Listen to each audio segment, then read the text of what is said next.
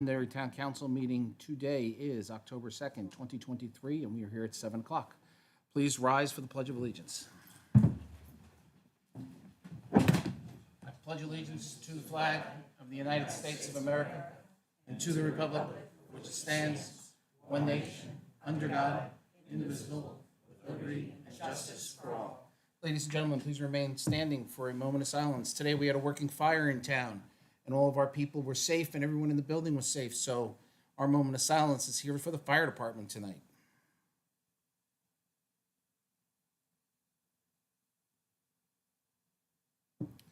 Thank you.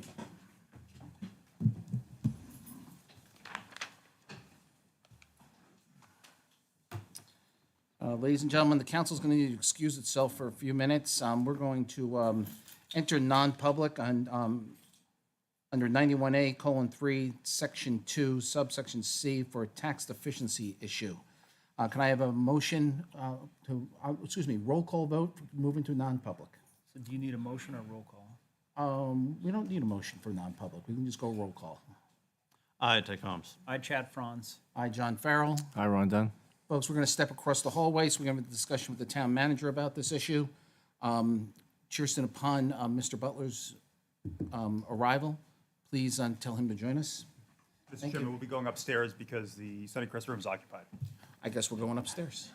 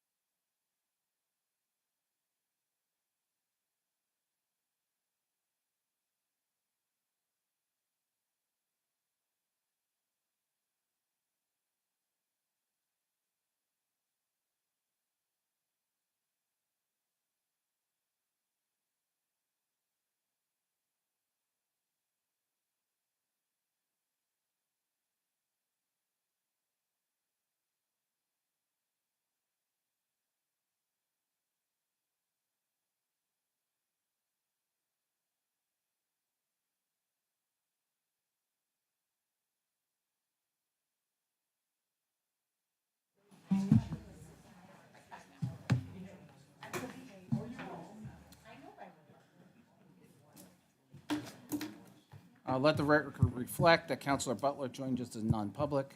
I'll take a roll call vote to come out of non-public. I, Ted Combs. I, Chad Franz. Hi, John Farrell. Hi, Jim Butler. Hi, Ron Dunn. All right, ladies and gentlemen, we are out of non-public and into public comment. Anyone for public comment tonight? Wait, 1 second here. There was, I think the fire chief actually wanted to speak. That's correct, Mr. Chairman. Yes, Chief, you wanted to address the council. Good evening, Londonderry leadership. I just wanted to give a quick update as to the fire department. It's important to me that the citizens and the taxpayers are as up-to-date as possible as it relates to the operations of the fire department. So I just want to take a couple of minutes, do some quick hitters of information for them. The first one is promotions. Obviously, anytime a fire chief is elevated from within, it opens up positions downstream. So we've had a deputy chief position open up, a battalion chief position, and a lieutenant position open up. We ran a process for the deputy chief position that I vacated, and we have selected battalion chief Phil LeBlanc for promotion to deputy chief. Phil's effective date as a deputy chief will coincide with the battalion chief and lieutenant promotions, and this is a way in which we can try to save some monies in overtime costs, so there won't be a vacancy in those positions. For the battalion chief, that was posted this morning internally by the HR director, Tara Koza. It's got a closing date of October 9th. So we anticipate having 5 or so candidates put in for that. God bless. For lieutenant, they just, the lieutenants just went through an assessment center interview and written exam that took place at the end of last week. The results are currently being scored by an outside agency, and those scores will be presented to Deputy Chief Heinrich upon completion of those scores. And then we'll look to fill all these positions. But it's important that we move as swiftly but as diligently as possible when filling these roles, because it's in the best interest of the department's structure and rank and hierarchy, but also for the community. And I just want to give a shout out to Division Chief Brian Johnson, who, as you know, is the president for LAEA, which is where the battalion chiefs and the deputy chief come out of. Brian had waived the mandatory 14-day posting period for those two positions and streamlined it to 7 days. So, Brian, I want to thank you for making sure that we can move the organization forward as quickly as possible. The SAFER grant. So as you know, we are in the running for a SAFER grant that was approved by the council, and the deadline to receive word on the SAFER grant passed on Friday, this past Friday. As of this time, we have not been told to know yet on the status of the SAFER grant. So oftentimes that's looked as a good thing because a decision hasn't been, it's easy to say no, but we haven't been told no. So I suspect very shortly we should be hearing from the federal government, FEMA, on the status of the SAFER grant. And the SAFER grant is to fund 4 firefighters positions for the fire department. So I'll be updating you more with that as we progress. We had a budget committee site visit on the 21st of October. Councilor Dunn, you were present as a liaison for the town council. This was a very long meeting held at Central Station with members of the BudCom. It was an awesome experience. We are lucky that we have citizenry that wants to be educated, asks the hard questions, and wants to be informed. So there was a lot of participation from the budget committee, from Councilor Dunn. We started at Central Station, kind of talked about the operations of Central, and then we went down to Station 2 to look at the conditions of the building down at Station 2, and then finished up at Station 1, and I think we finished, Kirsten, you were with us around 9:30, 10-ish? Yeah. 9:45. So Yeah. it was time well spent, and we truly appreciate, Councilor Dunn, your participation with that, and the chairman of the Budget Committee, Patrick Cassidy. The last one, so we had a building fire this afternoon, or this morning rather, at 29 Red Deer. This was a kitchen fire that was that occurred in a 1.5-story single-family wood frame home, or a split entry. And as is the nature of the Londonderry Fire Department, we like to do aggressive interior firefighting. As a result of that, we were able to keep a small issue small and confined to the room of origin, which is important because the house is still standing and the personal effects are still there. There is significant smoke and fire damage, pretty much isolated to the kitchen, but smoke damage throughout. What was unique about this call, to speak to the increase of call volume that we're having, and these aren't scare tactics, these are facts. is that when this call came into fire alarm, all Londonderry fire personnel were committed throughout town on different emergencies. So we had to rely on mutual aid and callback. And callback is when a call comes in and we don't have the people. Fire alarm puts out an all-call for off-duty members to come in. And we did get a few members to come in, including a lieutenant and a battalion chief, who were able to take effect at the building fire. The big thing is there were no firefighter injuries, there were no civilian injuries, and the members did rescue one cat, which is big for the family. It's a tragic thing to happen, but when we can do something like that, that's very important. Right now, the fire is still under investigation with the Division Chief of Fire Prevention, Brian Johnson, and he will have more information forthcoming, which I'll be sure to get to you, TM. But that's all I have for some quick hitters of information as to what's going on at the fire department. So thank you for your time, and if you have any questions, please ask. Thank you, Chief. You're welcome. Thank you. Thank you. All right, folks, I'm going to go ahead and open up public comment.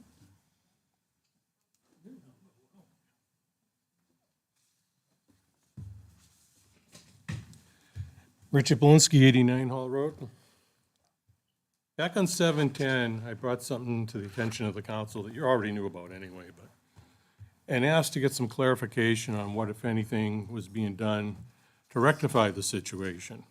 And the situation is the $80,000 that the town's owed for repairs the town paid for the Lions Hall. As we all know, the Lions had a lease for $1 a year that required that they pay for all maintenance and all repairs. And over the years, the town chose to, in some instances, pay for those, and it totals $80,000. I asked that there be, we could get some clarification as anything that's being done to rectify that and get the taxpayers' money back. And it's been 84 days. In 84 days, it's been crickets, which is what I expected, because it's what's done when the town doesn't want to answer a question. They want it to go away. You guys up there over the last few months have been complaining about the number of 91As. This is why you got to do a 91A. Otherwise, you don't get an answer. With that being said, I'm going to hand Mike a 91A on this. Got 5 days. I'm all set. Thank you.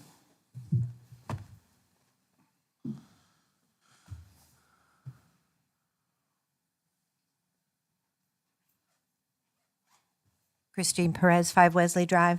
You've all heard the expression, put the cart before the horse. That's what I'm going to talk about tonight.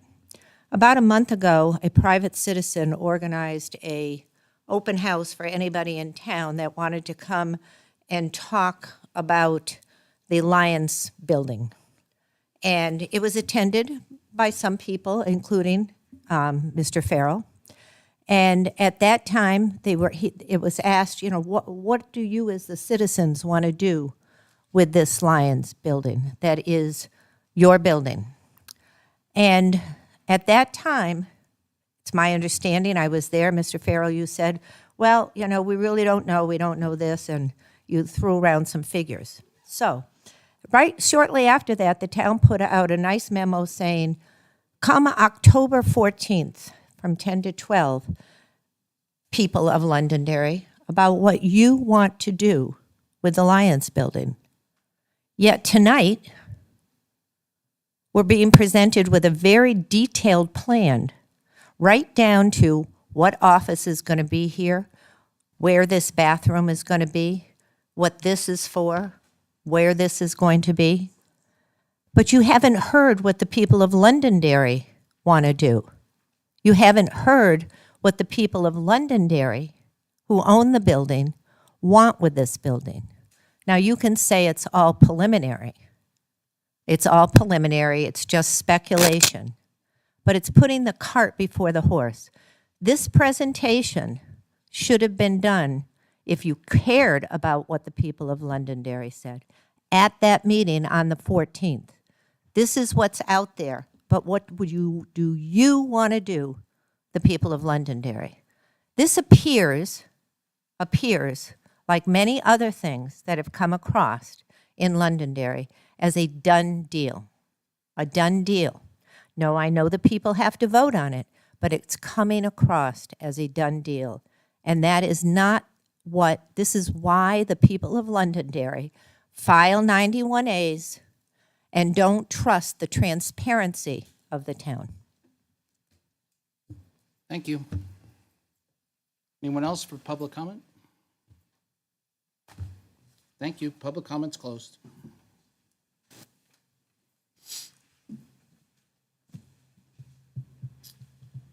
Okay, Mr. Town Manager, Town Treasurer discussion. Yes, Mr. Chairman. You'll remember from last year's budget season that there was a discussion about possible changes to the method of installation that applied to the town treasurer. Currently, under the town charter, the treasurer is an elected position. This is something that there was a discussion about potentially changing last year. And as you will recall, ultimately, the council voted to move a charter amendment to the ballot that would appoint the town treasurer as opposed to elect the town treasurer. That measure failed on the ballot, but as we're coming into budget season, there are certain decision points that we need to meet. And given a long lead time that applies to charter amendments, and the fact that there are things that would have to happen in order to bring such a measure forward again, I thought it was timely, and I understand there may be some interest around revisiting this measure. And so for that reason, the town treasurer, the sitting town treasurer is here. I think that, she has a valuable perspective on this, and we didn't hear from her last year, at least not in a public setting. So I thought that it would be appropriate to hear from her, and that's why this item is on the agenda, Mr. Chairman. Right, and she's been the town treasurer for 12, 14 years. Long before I got here. So, Ms. Wagner, the floor is yours. I'm not going to stand. Kathleen Wagner, now at 12 McGregor Court, number 402. I also have property at 15 Parmenter, and I also have property at Pillsbury Cemetery. So I'm pretty covered to be a Londonderry resident. Okay, what do you guys want to know? What my thoughts are, it was my bad last year for not coming out because I really didn't expect that it would fail. Because it is a antiquated law in today. It was done in the 1700s when towns were first being incorporated, and you needed a form of a treasurer. But what's happened is the communities have gotten so much larger. The budget, what is our budget now, Mr. Malaguti? Including sewer, it's north of $40 million. 40 million. So I would say you kind of need a CEO, a board of directors, and a finance manager, including a treasurer, to manage that kind of funds. And we now have a finance department. I am not the true treasurer of the town.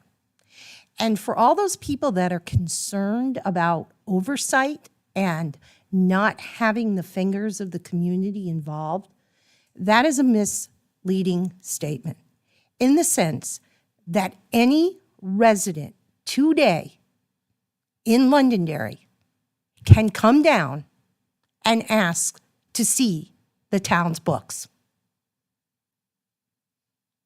We see ads in newspapers, online, and everything else, towns like Hudson and everything, who are out advertising for town treasurers. It seems that and you can even be the town treasurer in another town and not be a resident of some towns according to their charter. Well, I wouldn't like that if that became, I think we need to keep strict guidelines that the treasurer should be a member of the community, even if appointed. I think you shared with me at one point that the town treasurer, over $100 million goes through the town clerk's office, and that the town treasurer oversees that revenue that comes through the town. Correct. And I also think that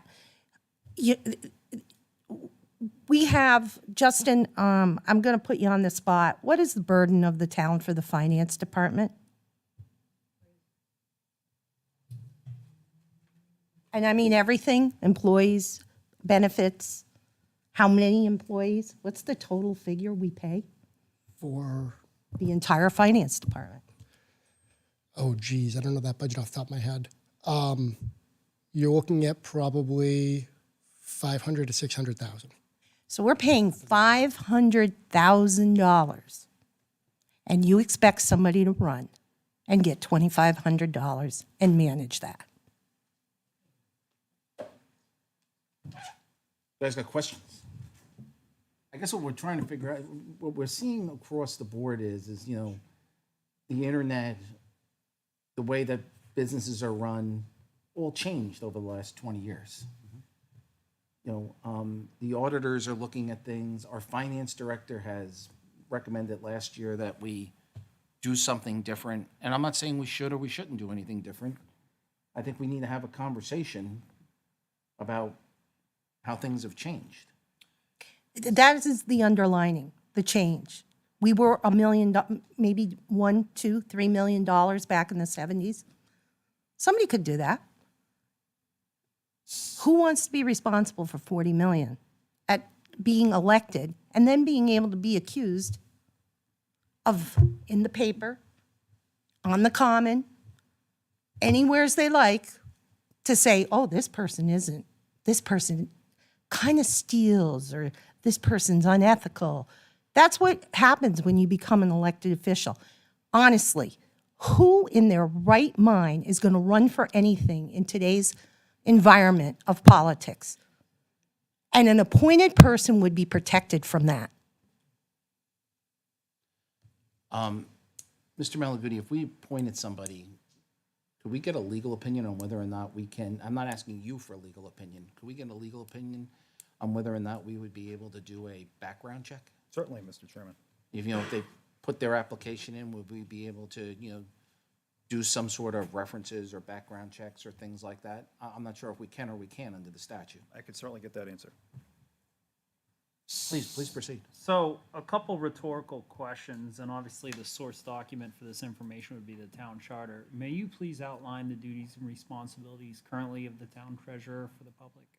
The current duties are state statute, and I am to, on the York orders, do the funds of, send the funds out on the specific guidelines of the town council. I am, though, however, completely responsible if we find out that some misappropriations, I guess is the word I'm looking for, happen. Then it becomes all the responsibility of the town treasurer. But I do not set the budget. I do not tell you how to spend the money. I do not have authority over any of that. So being that you oversee the finances, if you will, and everything gets paid, do you have access to like our bank account, like the town's bank account and stuff? Yeah, I'm a signer, so I could come in and sign checks and do stuff.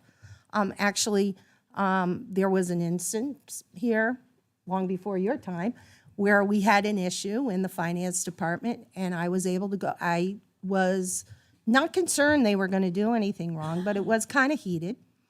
And I came down and removed the stamp, because currently there's a stamp so that they can stamp the checks. And I went through and signed by hand every single check and made sure it matched up. But I guess my question is, there's nothing other than the law that would stop you from going to blank bank or credit union withdrawal? No. There's protection points. I can't do that. I can't go into a bank account. And I also, so everybody knows this, I can't throw a hissy fit and say, I'm not going to sign anything and take the stamp and close the town down. Because the town is obligated to pay its bills. So I have to pay the bills of the town, whether I want to or not. So correct me if I'm wrong, if I can ask the town manager a question. keep going. The proposed change that was on the proposed warrant last year was to essentially remove the elected position and transfer it to an appointed by the council, the town treasurer. That was the proposal, yes. Thank you. I have no other questions right now. And I want to be clear that I'm not proposing this year. I am alerting the council to the fact that if this is something that is going to proceed, now is the time to start talking about it. No, I don't, I'm sorry. Just a quick question. Wait, So please. Kathy, just for the public, you are in favor of this? I am, okay, how do I'm going to tell you the truth. Yeah, I just wanted, because, The whole truth and nothing but the truth. I love history, and I love the importance of the treasurer and the elected position and the oversight and the members of the community having it. But why I'm for this is because of what happens to an individual who has to run for public office. All gloves are off at that part. I've had to go through, and trust me, I got a thick skin on me, and some of these people are vicious. And you've got to have a thick skin to run in government today. And I think you're leaving talent on the table because people don't want to run. It's a popularity contest. Running a town election is a popularity contest. It's who you know, who knows you, and if you can get your people out to vote. It might not necessarily be the best person for the position. And that's why I believe that the town would be in a better position now with the way things are, the fact that we have finance department, the fact that we're audited, the fact that people will still have the same ability to come in at any time to audit themselves personally our books if they feel so inclined. And we would still have a citizen on that position because they were appointed. You can do a background check. Maybe we can have somebody with great qualifications that's retired in town and wants to come in and do this because they care. They want to be a community member for this, for the town they've moved into or they live in. But when you have to run for election and put up signs and have people say that your character isn't what it really is, and you have to put up with it, and then you get attacked personally, and your family gets attacked personally because they can, I think people don't want to deal with that anymore because of today's environment. And that is the only reason why I'm for it. I believe in the history of the town treasurer completely, but to subject people to what they go through once they put their name in the ring is your people are staying at home. They're not coming out. And that's why the argument is we always have the same people all the time on, because who wants to put themselves out there anymore? And that's why I'm for it. okay, well, thank you. So the only qualification to be town treasurer is to be 18 or older and be a registered voter. Correct. And get elected. And we probably do, Justin can correct me, but we probably do very few checks now, and probably 80% of our transactions are in some sort of electronic format. I think Justin can speak to what I do now. So currently, we have actually switched to a payment system to assist with obtaining various revenues from ACH, premium ACH dividends, as well as credit card. The actual breakdown, that I'm not 100% sure, but the actual checks we cut in-house has dropped considerably. The checks we cut in-house typically need to be issued in a quicker fashion, and it's typically when the post office has not been delivering in a timely manner that we start bringing it here to make sure we can get it out the door as quick as possible. But our main source is typically now credit cards to try and get the rebate back from that, since it's going to be paid anyways. We see between 20 and 40,000 in credit card rebate annually. That's great. Thank you. Any other questions for the treasurer? I mean, if we want to ask her to come back, if we decide to go down a path or not go down a path, I mean, I don't think this is just more informative so that the council can take things under consideration. I have one more question for the Yeah, town please manager. do. John, would it be appropriate to ask or direct the town manager to obtain a list of maybe 2 or 3 New Hampshire towns that have an appointed treasurer? Sure, I'm sure that's That out was there. going to be one of my questions to Mike. I'd like to know if he knows tonight, if any towns off the top of your head, Mike, What's the that have trend? done? Where are people going? The with town this? of Merrimack, the town of Derry, I believe Concord is appointed as well, but I'm not 100% sure on that one. Verify that, Justin, please. Yep, I know for a fact that Merrimack and Derry are appointed treasurers. Is I saw Hudson? Hudson advertise for it. Hudson is as well. I mean, the law, you get, I believe in the state statutes, it was modified. But it's kind of like, and I'll use an example of where it stands now to where we are now, is the same thing with postings of meetings. How many people come to town hall anymore? You've got it posted on the window out there. Most people do their business either on the online. So the posting laws of the state, where you have to have it in the paper and you have to run it here and you have to run it there. But I don't, Mike, correct me if I'm wrong, but I don't think our website counts as a posting It does under 91A. now, under 91A. Correct. But so every meeting and everything now, we don't have to worry. If you post it on there that a meeting's taking place in 20, No, so two prominent places, one of which may be the town's website. So, okay. Because we're so far behind in that because of how we've evolved. That's why I'm saying the same thing with the treasurer. We need to evolve. so what I believe I think I hear you say is the reason why we need to do this is because there are some people that are hesitant to run for this elected position based on political outfall, and because it would be, if we were to appoint, we would bring back some of that talent, and we, with confirmation from our attorneys, quite possibly could do some sort of legal and financial background checks. And Have someone, and have someone qualified to be in this role. And I also believe the position is antiquated at this point. And the only fear I have, and I would ask, is that if we do appoint a citizen, we don't appoint somebody in the town hall. And so it keeps its transparency. And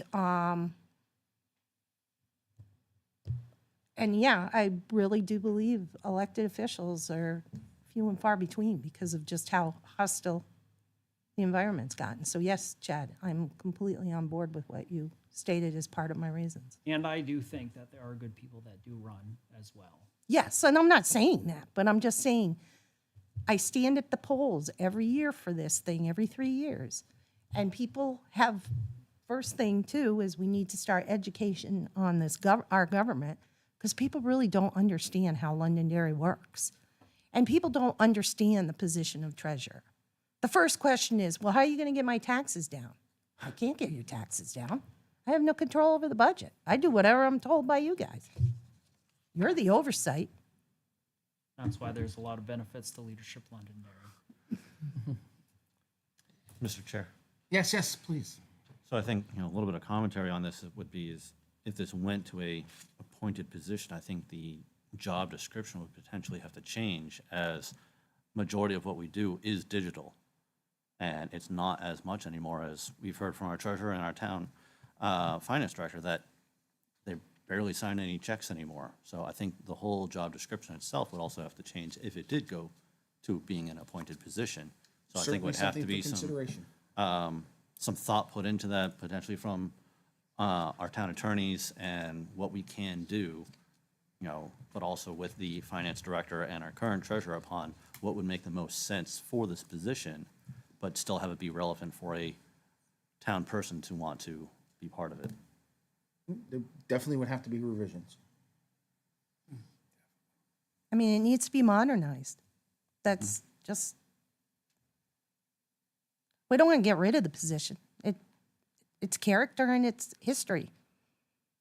But it just needs to be modified. Mr. Chair, I'd entertain continuing conversation.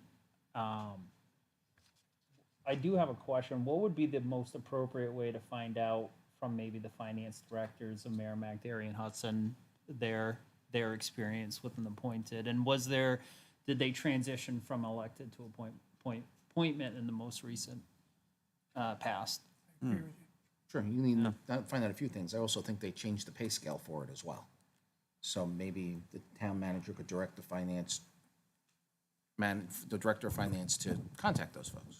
So the town of Merrimack, I can tell you that their number two, their deputy finance director, acts as their treasurer.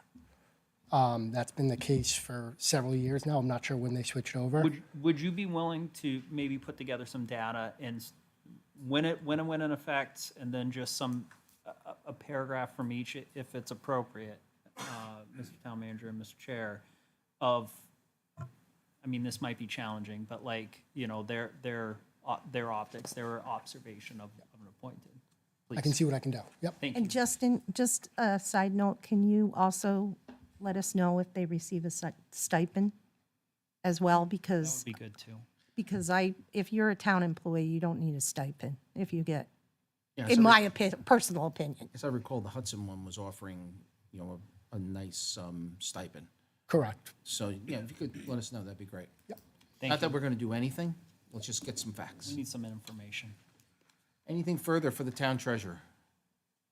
No, sir, we're not entertaining public comment right now, sir. Mr. Chairman, just my 2 cents on this is, last year we had the public hearing on this on November 21st. I think there was a, general feeling that that was a bit too late. So my request would be that if we're going to go down this road, that an earlier public hearing allows more time to not only receive the community's input, but also to make any adjustments to the text of the charter amendment that's under consideration. Sure, maybe if we can get information back by the next council meeting, we can decide whether to approach the subject or not. Very good, thank you. All right, well, I have the microphone 1 second. Over my dead body, will anything happen to that Lions Hall? I'll chain myself to it. Thank you. With that, I'll move to ordinance 2023-05, an amendment to the Londonderry zoning ordinance, building code amendment, section 9, reflecting the adoption of the 2018 additions to the international codes. This is a first reading only. I will accept a motion to waive first reading. So moved. Second. All those in favor, signify by saying aye. Aye. First meeting is waived. Ladies and gentlemen, there will be a public hearing on October 16th regarding ordinance 2023-05. Thank you very much. Ordinance 2023-04, amending the fee schedule for the issuance of permits by the Londonderry Fire Department. This is a first reading. I know that the fire chief is in the room. I will yield to him if he wants to say something, but generally, we go through first readings and then come back for the public hearing for the presentation. Did you want? You're good with that, thank you. I'll accept a motion to waive first reading on ordinance 2023-04. So moved. Second. All those in favor, signify by saying aye. Aye. Chair votes affirmative, first reading is waived. Okay, so, ladies and gentlemen, the next item is a first pass Lions Hall presentation. As much as some people may think that this is a done deal, it is not a done deal. This has been talked about for the last year and a half. This is the first opportunity the council is getting to see what we've heard chatter about over the last several months. This is our first chance to get a look at it. We will not be accepting public comment, as we will be listening to this for the first time and digest this and see what it is that it's being presented. There is a listening session on October 14th.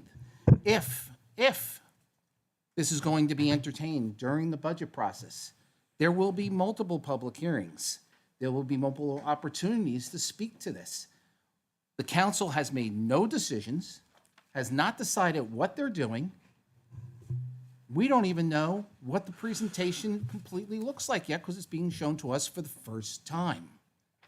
So that's what transparency in government is, folks. You bring something forward, you present it, and then you start talking about it versus the opinions that may be shared sometimes in settings that are not in the council chambers. Mr. Wally, the floor is yours. Thank you, Mr. Chair, members of the board, Mr. Town Manager. Good evening. My name is Dave Wally. I'm the Director of Public Works and Municipal Facilities. And as you eloquently pointed out, we are here to discuss the Lions Hall, formerly Town Hall, formerly Reverend Morrison Meeting House.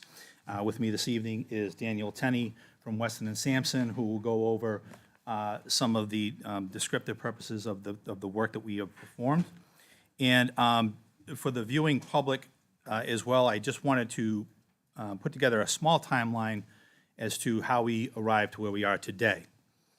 The building became available to the community in 1769, and it has served this community well for 254 years to present date. There has been a variety of ways that it has been utilized throughout that time. As far back as religious services, it was used as a meeting house, a town hall. There have been stories reported as having basketball games there, bingo nights, fundraisers, kindergarten classes that some attended there at some point in time, art classes, election campaign events. Certainly, we're all aware that it supports the old home day events and any events that take place on the common. Plays, musical performances, and the list goes on and on and on. There's been a tremendous amount of stories and history that has been discovered about the facility along the way. So in May of 2022, the Lions group decided to provide the town with a 90-day notice that they had intent to vacate the building. And therefore, in September of 2022, the town assumed all operational costs and oversight of the facility. In July of 2022, we conducted the hall evaluation with Weston and Sampson coming in, bringing in the professional engineers to take a look at the facility's overall structure and usefulness, if you will, what its deficiencies were.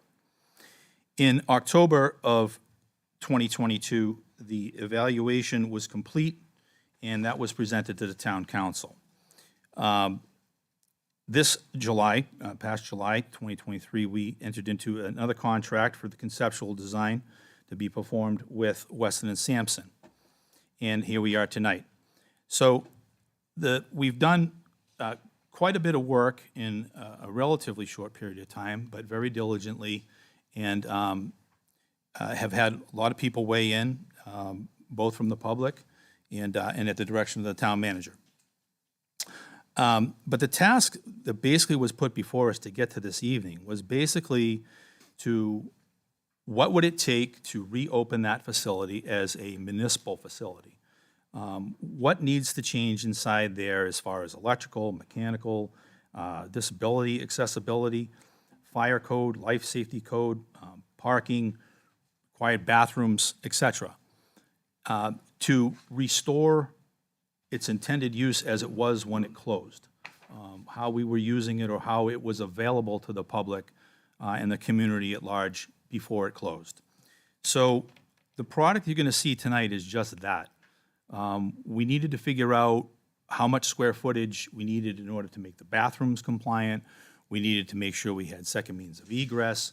We needed to make sure that we had ability for people to reach the second floor if disabilities are a challenge, as well as get into the building, meeting those requirements as well. And then make sure that the building is safe with fire prevention, sprinkler systems and whatnot, and that the current facility does not have municipal water, but gratefully it is not all that far away from it. So all of that was to be looked at under this particular task, and all the while being sensitive to the fact that it is a historical building, at least in regards to the members of this community. You know, throughout the last 50-plus years or so, there has been some cosmetic improvements to it as far as windows, siding, roofing, and the such, and even some interior sheetrocking and whatnot. But as far as the real important things that matter to a public facility, that heavy lift has not been done to that facility for quite some time. And we wanted to do so in a way that we could also, perhaps in the spirit of the building, some of the things that we have discovered in crawling in tight spaces and dark spaces along the way, wouldn't it be nice to bring that back out into some daylight for a greater appreciation of just how long this building has been there and some of the unique characteristics of it that I think would really be nice to put on display cost consciously for the community to share and experience and be educated on moving forward. With that said, I'm going to turn it over to Dan, and he's going to walk you through the better part of the last 3 to 4 months that we've been coming up with tonight's work. Thank you. Good evening, Mr. Chairman, members of the council. Thank you for having me back again. It's been about a year, and I'll report very quickly on what we did. I think Dave has explained quite well the work that was done last year. I'll pay more attention to what we've explored and found as opportunities and more detailed possibilities for the building. I won't go into much detail about Weston Sampson. I think we've probably blown our own horn enough. Only a small change in our project team. Last year, we had more of a broad base of engineers, structural engineers, mechanical, electrical, architects, looking at the building really for a condition assessment more than any real consideration of what might be done with it in future. So you now see some new names and faces on our list of personnel. So in last year, again, it was an overall building investigation. We looked at some very general redevelopment scenarios without any plans, without any real particular intention of what room might go where, but really based on the square footage of the building. Could you do a minimum program of repairs or a more extensive program of repairs? And for comparison, what would construction of new space, a new building, meeting the same functional requirements cost? So we had those costs for consideration, but really on a very, very preliminary basis. There was no hard architectural design to give them a whole lot more detail. So we found, as Dave pointed out, that the building is, it's got a lot of miles on it. Good ones, some not so good. And that is really a record of the various roles that it has played for the community for over 200 years. So, it would be great someday to do a time-lapse animation of how it started, how it grew, how it's changed, and ultimately how it may change yet again for the future. So you can see the original building form is there. Much of the detailing we think is under the siding. We've definitely found some nice surprises inside that give us some guidance as to how the future life of the Lions Hall. I think we'll have to decide what to call it. We go back to a certain point in history, or maybe it gets a new name. That would be entirely up to the town to tell us. But it's a great building. It's got a lot of potential, and as Dave pointed out, what we're looking at is what would it take now in a little more detail to bring it to good condition in the use that it has most recently been available to the town for. So we've done a little more investigation. We measured the building and drew up accurate floor plans. Some brave soul went up in the concealed space above the main hall ceiling and found really remarkable condition up there that I think could be a great focal point for the future. And we've looked at the site as well, because the site, as you're all very familiar with, is really dominated by parking and driveways and cut-throughs around the road intersection and the traffic light, and it really isolates the building for the most part from the front in a sea of asphalt. So we also understand that that site is a focal point of Old Home Days, of Old Home Days, and really represents a key location in the town center on the green. And so I think we've developed some ideas that might help to enhance that and again, give the building some new life. Now, okay, there we go. So the existing conditions I mentioned, and everyone's familiar with where it is and what it is, so I don't need to go into much detail here, but just, the focal position that it occupies on the green and overlooking, back at the other primary buildings, the two churches, the Grange, the bandstand, and the open space. It's really quite a special location. Next one, building floor plans. We now know how big it is and how thick some of the walls are, which gives us some clues as to what changes have been made over the years. And most pleasant surprise is recent inspections up above that ceiling. And what it appears is that there is an old, not original, but an old pressed tin ceiling that probably dates back to when the front part of the building was added to the original timber-framed hall, probably in the 1870s, I'm guessing, without being a historian of architectural components. I think it was about that time. And that actually matches some of the ceilings that are visible in the front part of the building now. So we think this probably goes back to around the time that vintage photograph was taken. So the pleasant surprise is that that ceiling looks to be in pretty good condition. It certainly is a candidate for restoration. And I think we measured about 5 feet or a little more of space above the current flat ceiling. So there's a real opportunity there. And so new possibilities. Our first direction was to consider how the presence of the building, the Lions Hall, might be enhanced in its key position at that southeast corner of the green. And we started looking at ways of moderating and controlling vehicle traffic to and around the building, and also of creating a space outside the front door that had a more prominent kind of a porch-like quality that would overlook the green. And it's remarkably a similar kind of a setting that the Grange Hall has just up the street. So we developed that into a very preliminary, but I think workable concept plan, which creates 2 driveways to the south of the building, eliminates the cut-through from the signalized intersection up the street,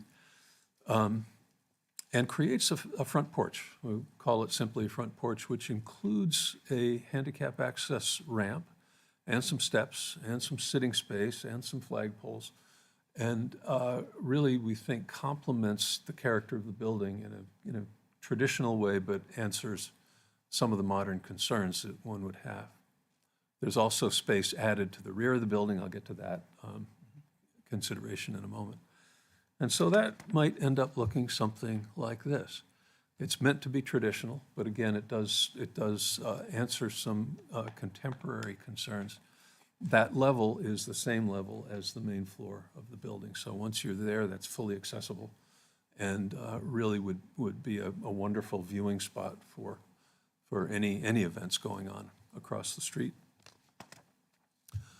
The building itself, this is color-coded, and I think I managed to not include the color coding on the slide, so I apologize. But the yellow is circulation space, stairs, lobby, new vestibule on the front with an airlock to keep the cold air out.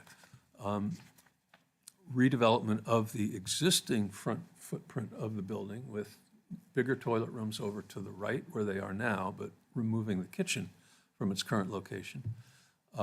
Maintaining what's now the mechanical room in the old vault to the left, just beyond the stair. Adding a chairlift next to essentially in the existing stairwell, with a little janitor's closet under the stair, where there's now one of the 3 toilet rooms are in there now. The hall itself is left in its full size. The floor would be repaired. It does need to be repaired, and we have some thoughts on how that might be done. Stage is maintained, current size.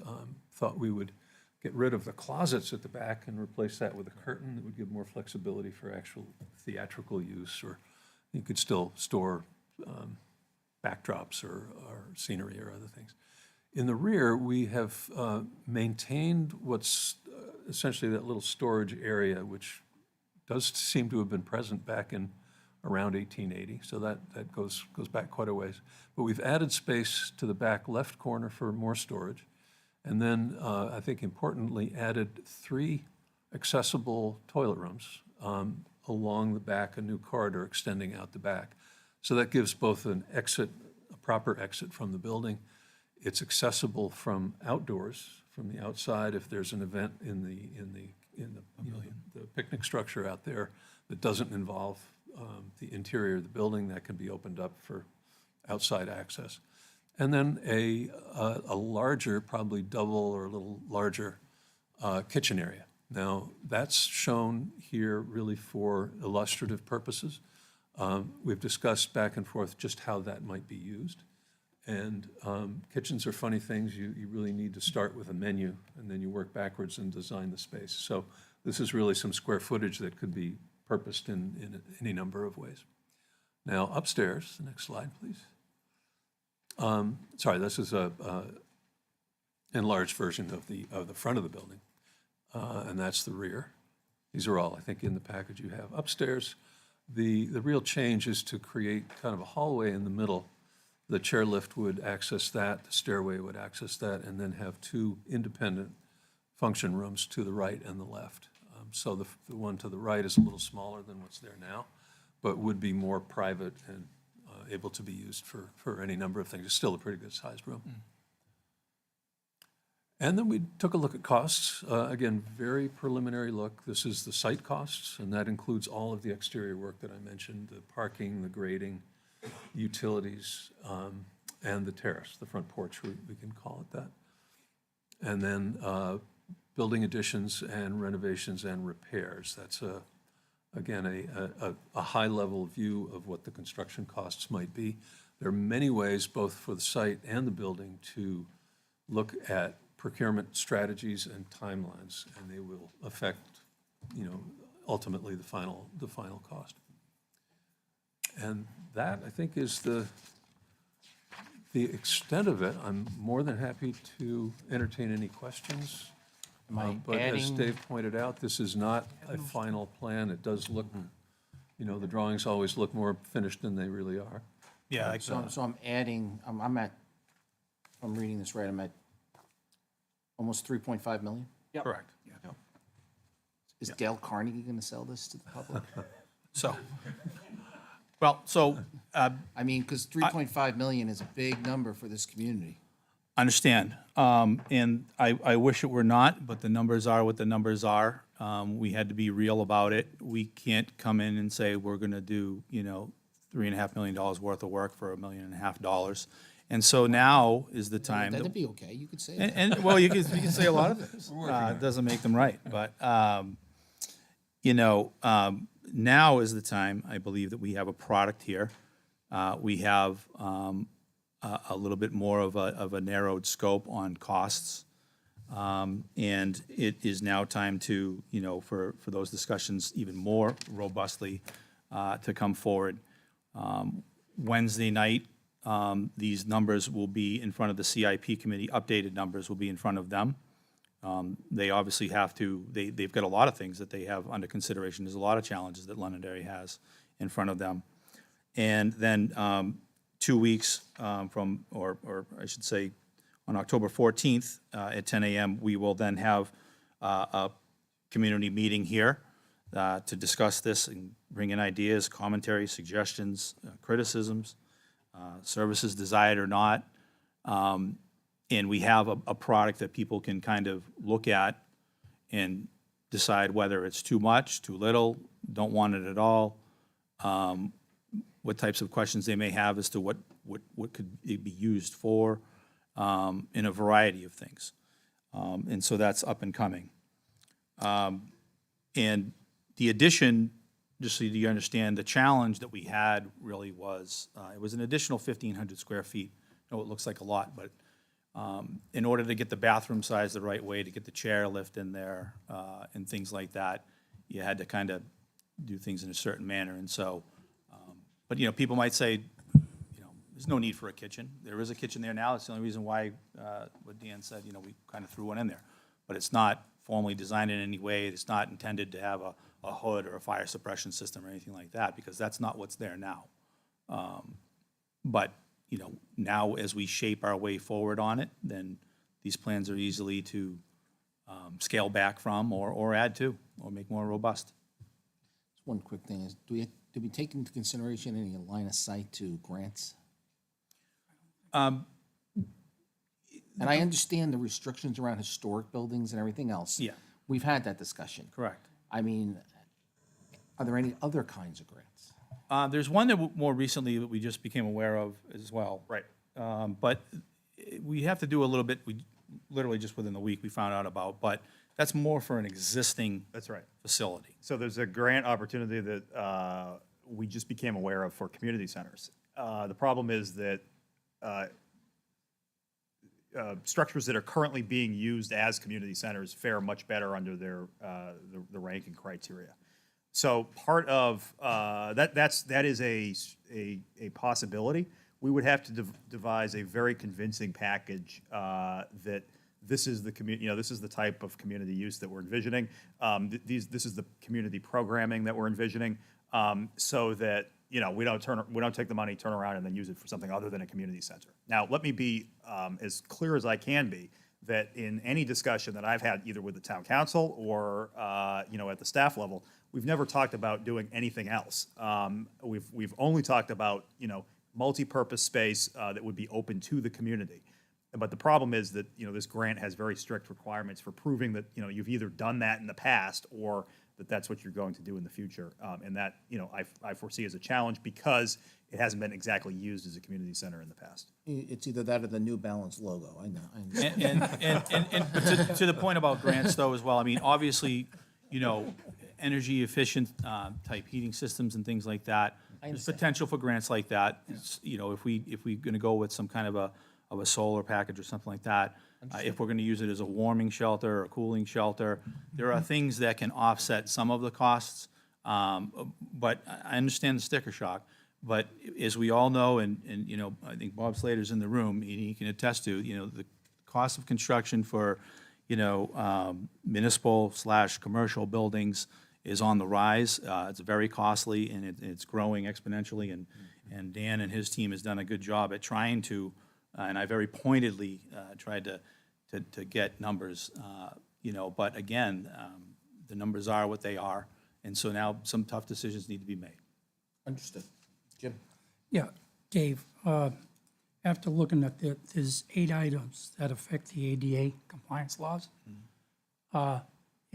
Regardless of what we do with the building, if we open it up to the public, these have to be addressed. We're gonna have to spend money to update the ADA facilities in this building to comply with the codes. Am I correct on that? We have to put in a ramp. We have to have access for elevators. We have to have the proper bathrooms with the correct radiuses for wheelchair turning and so on and so forth. So that's an expense and a cost, regardless of what we use the building for, we need to address. Is that safe to say? That's correct. And then, from, some of the other codes come along with, what will be done in there. How many tenants, how many people do you plan on having in the building? That sometimes can regulate how many bathrooms you have. If the decisions are it's going to be, no more than 50 occupants in the building, then bathrooms can be scaled back. If there's no intent for, if you're going to have a function in there, you got to bring in your own cooler with waters and your own sandwiches and then clean up after yourself, and there's no kitchen availability, then the kitchen goes away. So again, it was a tough task to do. But the idea was knowing the existing facilities that are there. If we wanted to turn the key tomorrow and let people in from the public, how do we do it? And this is where we got. Thank you. Yes. Now, I know this happens on the school side. Once you touch something, you have to then change and update everything. Would that then also adhere with this kind of building? That once you start getting into it, you now actually have to really start updating everything? I can feel that. So it, as far as like the electrical, it just comes to the front of my mind. You really don't need to be an electrician or anything to walk in and see the wiring in the front mechanical room to know that this doesn't fly. Right. And it all has to come out. And that was the new creation of the mechanical room at the back for the upgrade of the electrical and the HVAC and whatnot. So, yeah, commercial buildings fall under some heavy scrutiny. And when you get into a building that's 254 years old, sometimes one can only imagine, and this has been the difficulty of trying to get some of these numbers, you got to have some good contingencies there in case if you find something that just wasn't known, because we haven't done a real intrusive, we're not ripping down walls right now and looking inside. We're not trying to create problems, but you have to anticipate that you're going to come at least something along the way that's going to be unanticipated. Right, exactly. I guess a side question. And there is no fire protection in the building, so yeah, that's an Correct.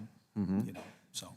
I guess the side question is, what is the potential use or the envision where the vault is right now? So the vault was, that's a great question. The vault, in the way that it's situated, would probably be, one more slide, Mike, right there. It's fascinating, I can tell you that, being inside there. And that whole office area, if you will, the ceiling that even Dan talked about is exactly the same as what we discovered up above the existing ceiling height in the hall space, just not painted. And there's some brick that had been on the vault that had been covered over with plaster and whatnot. So that's some of the unique characteristics that we'd like to kind of bring back. Get the plaster off, clean the ceiling, and the vault would be more or less used as storage or files or whatnot. But it's not conducive to people being in that at any time. Of course. So, but there is an antiquated light that's wired uniquely, so there'll be obviously some lighting challenges and things like that. But and ventilation will be looked at. But the structural integrity of it is intact. Good. It's completely inside the building. So. Wonderful. Is there anything else? So, the fire department passed for like 6.2 million. It's probably the most difficult bond that we did ever on the town side of business. And there was a very heavy lift. At $3.5 million, at 60% of the voters, it becomes extremely obvious very quickly that a decision needs to be made of what are you going to do with the building. I think we need to come to that conclusion very quickly before this can go anywhere. I mean, absolutely should be listening to what the public has to say about it, because that will maybe they'll give us some ideas of what to do with the building or what not to do with the building. But at $3.5 million, I think I can safely say it's not a done deal. I will. I think it's a tall task for the voters to absorb this, and we have a lot more work to do. And I'm not saying you guys haven't done great work. What I'm saying is that there's more work to be done. I couldn't agree more. Again, I think we are at the crossroads of 254 years of existence and useful purpose for the town of Londonderry. The town of Londonderry needs to decide, do they want to continue on this path, or do they want to say, thank you kindly, we're done, and there are other avenues to take, be it sold, be it whatever. Again, the task that was put before myself and Dan and his team was, if we want to make it, if this were to be a municipal facility, what would it cost to do that? And that's where we are. And now is the time, as I said, I think some conversations along the way were great, and I think it's excellent that there's some people in the community that are taking upon themselves to get together and have that discussion. And now I think more broadly, the town, now that they have a product, they can lay that in front of all of the town to come out and let their voices be heard. And then from there, it's really a community decision.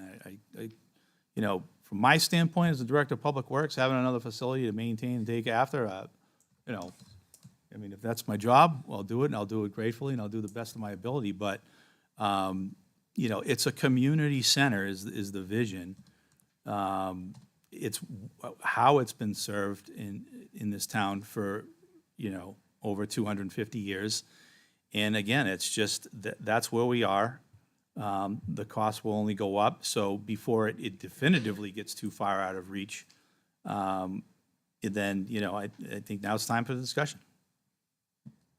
Go ahead. Thank you. Ballpark, what is the monthly upkeep? Right now, I ran some preliminary numbers. I've got some numbers for, maintenance going forward, and then there's some ideas that may be coming forth about, what kind of revenue streams could you envision? But for the electric and whatnot, I might be able to have to just ask Justin to help me out with that on what we spent on electricity. But it's been, What would be could you gather some information on what would it cost to maintain it as is? And the reason why I'm asking, and I might be way out in left field, but from a taxpayer perspective, if we know that there are some items looking at the CIP, there's some items on the school side, and there's some items on the town side that are coming before our taxpayers. I think the best thing we can do is be mindful of the taxpayers and make sure that we consider what happens twice a year is when they cut a check to the town and pay their taxes. So a concern that I have is with some big items coming up on the school side, some other items we have on the town side. And I think this info session will gather some good amount of intel from the community, and we have heard from the community. I think, if this were to meet a warrant and go on the ballot, I think some information that would be useful is how much would it cost to keep it as is for right now and put it off a year, 2 years, 3 years? well, so as far as operating costs, as we're dealing with right now, yeah, some of those numbers we're looking at as we're in the budget process right now. As you know, when we took this on, our budget was already established. So we've been, doing what we can with the Right. budget we have. So that's something that as we're entering into this cycle, that we'll be looking for to potentially add to the You- budget. you to understand keep what I'm- To keep the lights on and, yeah, exactly. But, because from my perspective, we have an amazing building that could be used to some great potential, and we have some other items that will be put on the ballot for the voters who are our taxpayers to vote for. So I think maybe having a contingency, what if this isn't go on the ballot this year, maybe it goes on next year. I don't know. That's not my decision. But I think maybe looking at some figures like that might be would help me at least. Well, operational cost-wise, we have to keep the lights on. We have to keep it from, falling into complete disrepair and becoming a hazard. And yeah, that's going to be, I'll be bringing that forward to put in for the budget. Awesome. Okay, that's great. But then. beyond that, like we won't be plowing it. I personally plow it every now and then to make sure that if the fire department does need to get in there, fine, but not necessarily for people to go in there and park or even cut through in the wintertime. The grass is cut a couple times in the summer, and that's about it. So it's minimal. Minimal, very minimal right now. As I figured. Thank you. You're welcome. Mr. Chair? Yes. Now, to make it open to the public, to be a public building, it would have to be handicap accessible, correct? Correct. And so we can't even really technically open it to the public No. right now because it is not handicapped accessible, Correct. correct? And the concerns we have with the floor as well, but that's only one part of the building. But yeah, I mean, it's non-accessible. Right. So even if we did nothing with this building and just left it running for electric, water, heating, Right. we still cannot even open it to the public. Correct. And to that point, to be clear, we winterized the building, we pulled all the water out of it, closed the bathrooms off and things like that, because we know it's not going to be in use. It's not available to the public or employees for that matter. I mean, there's if you have employees working there, you're going to meet all those compliances too. Of course, So, of course. Anything else? I have separate item on your budgeting items. For special equipment, you guys zeroed out those items for the time being. Any particular reason? Yes, that. For the sorry, kitchen if you and don't mind, generator? That was primarily two items. One was the kitchen, the fit out of the kitchen, because that really is a question mark as to what it might be used for. So it could be quite simple, just a preparation area that a caterer could come in with, pre-cooked meals, just warm them and serve, or it could be a full commercial fit out for a kitchen, to cook whatever, whatever the menu required. So without a direction on what needs to be designed for that, we didn't carry a budget for it. And I take it, plan for $150,000 for the standby generator. That must be a Yeah. quite large generator for potential for a warming center, potentially? I think more particularly, you'd want to be able to power the entire building in an emergency. Dave mentioned it might be a warming or a cooling facility. We've had some pretty wild weather, and it's not impossible that an ice storm could take the power out for a week. And so you'd want not only generator, but the fuel to be able to do that. Right, That's so you wouldn't want probably- just a $10,000 generator, you'd want something more substantial. You need something bigger. That number may be a little high. I just had a placeholder. But again, that would, if you're going to have a kitchen, you'd need more power to power that if you want full function of the facility. And So then it's I had kind of- also it's a little noticed bit for the related. water service extension, you guys had zeroed that out for the time being.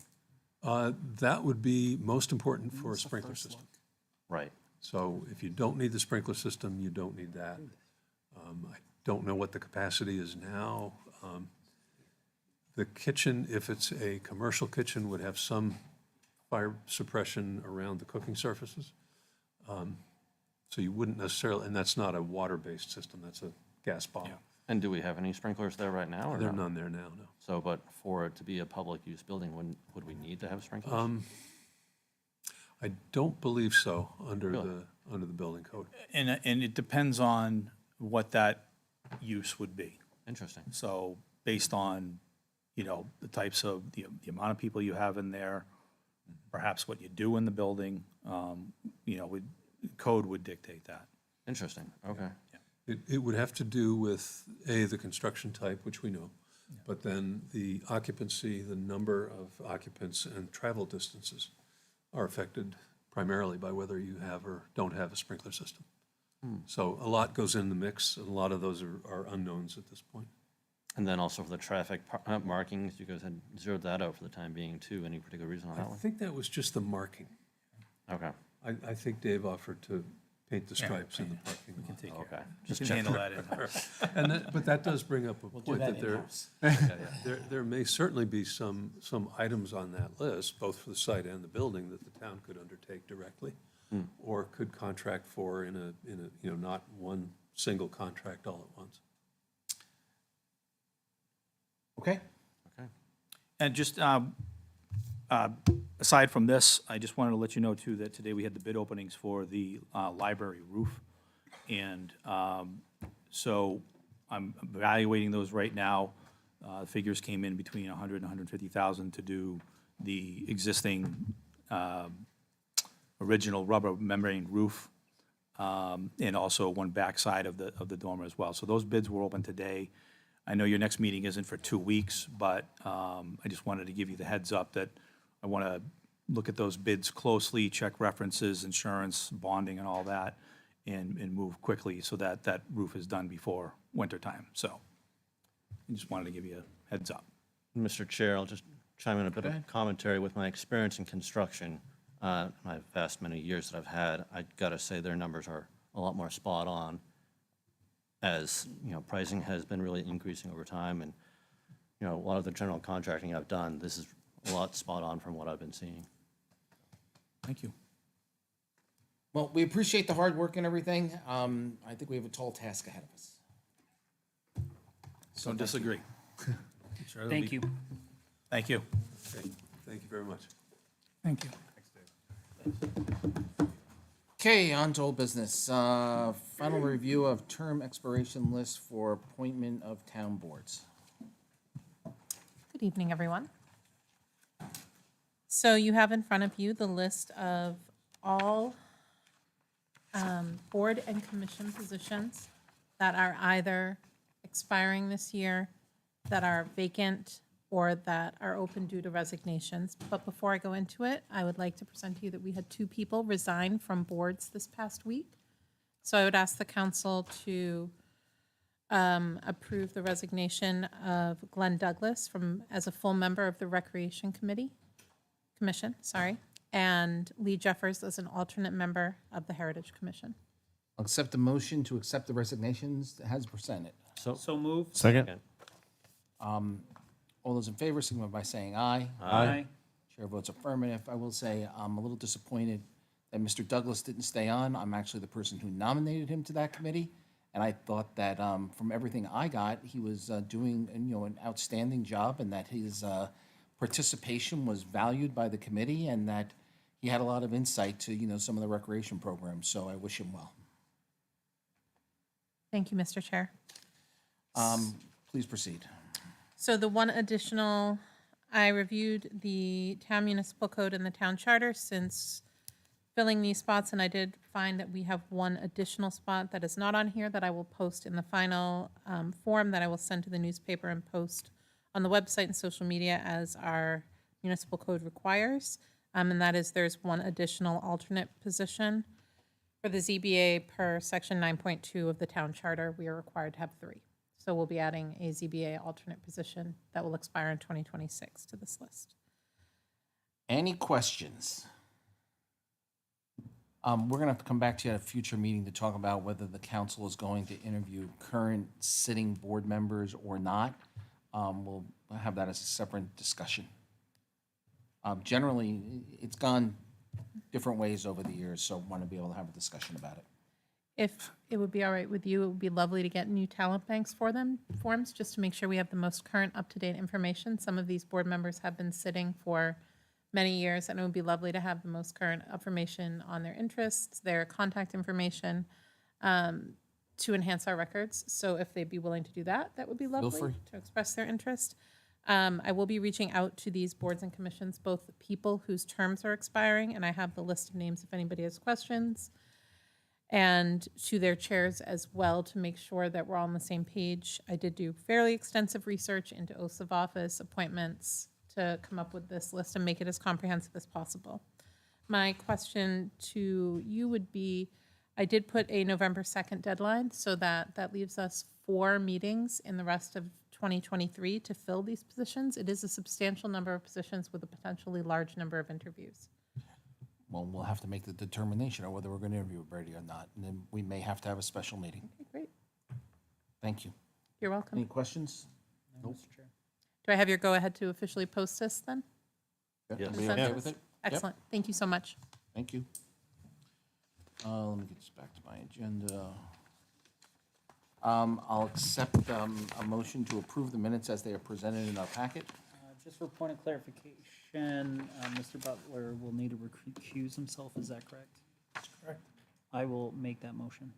Second? All those in favor, signify by saying aye. Aye. Chair votes affirmative.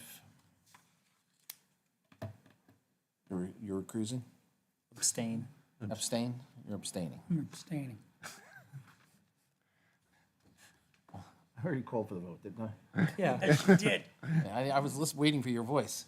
All righty, let's see. I have liaison reports. Anything new to report? Mr. Chair, I just have a quick update. The school board did have their second hearing, or their second reading of their purchasing policy.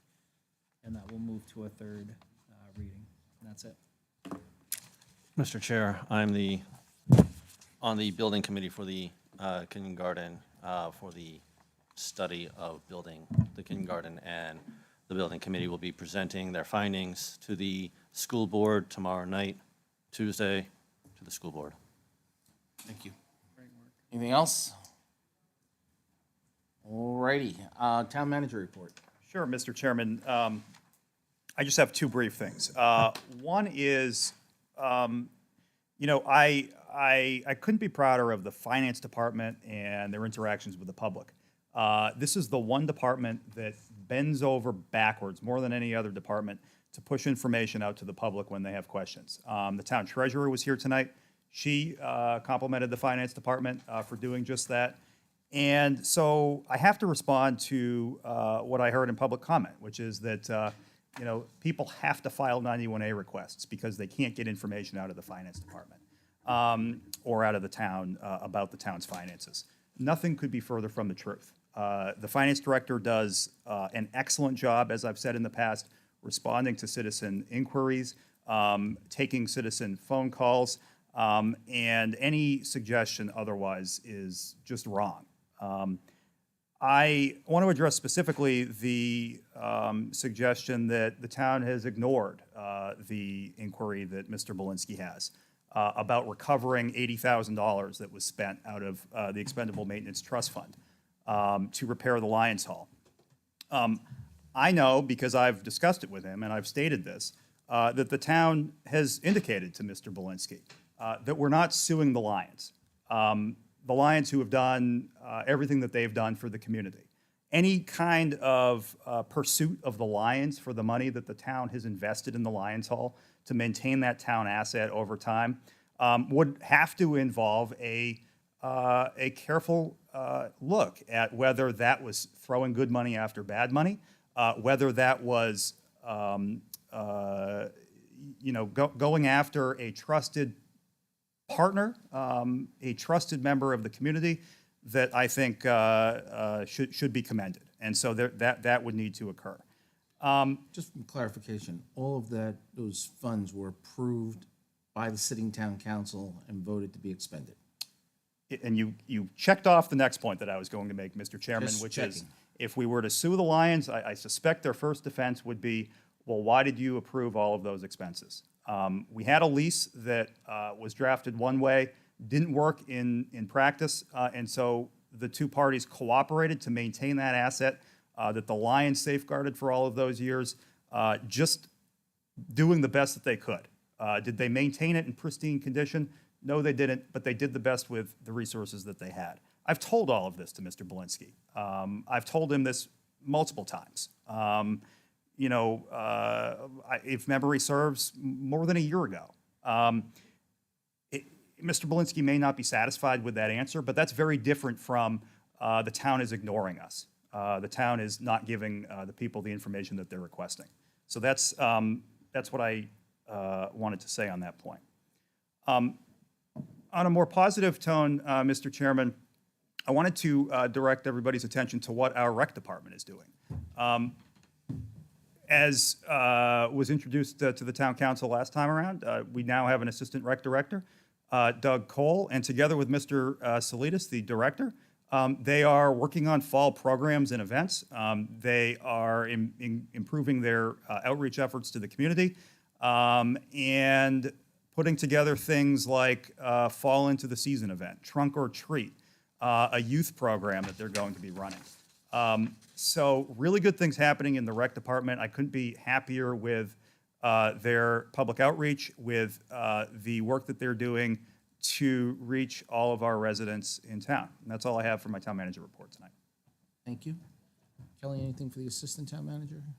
Thank you, Mr. Chairman. Just a reminder that the planning board is holding its public hearing this Wednesday for the capital improvements plan. Again, public hearing, so please attend if you wish. Thank you. Anything further from the council? Our next meeting is October 16th at 7 p.m. in the council chambers. On November 4th, we're going to be having the budget kickoff meeting here in the council chambers at 9 a.m. This is a workshop. This is not a public hearing. It's not public comment. It's a presentation by the department heads and by the town manager of their budgets. It's more of a listening session and questions for the council and for the budget committee.